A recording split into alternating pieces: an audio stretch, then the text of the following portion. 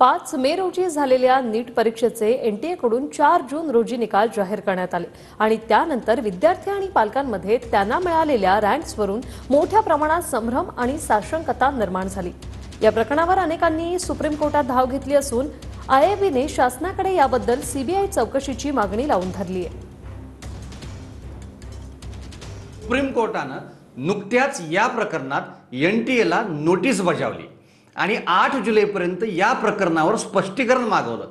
Supreme कोर्टाने नीट परीक्षेच्या पवित्रतेवर परिणाम झाल्याचेही सांगितलेलं आहे। एनटीए कडूनही उच्चस्तरीय समितीची नेमणूक करण्यात आली, पण या समितीमध्ये एनटीए मेंबर्स असल्याने विद्यार्थी आणि पालकांमध्ये अजूनही संभ्रमाचं आणि निष्पक्षतेबाबत शंका निर्माण झाली। निकाल काहीही असो, आयआयबी कोणत्याही परिस्थितीमध्ये विद्यार्थ्यांच्या पाठीशी उभी राहील।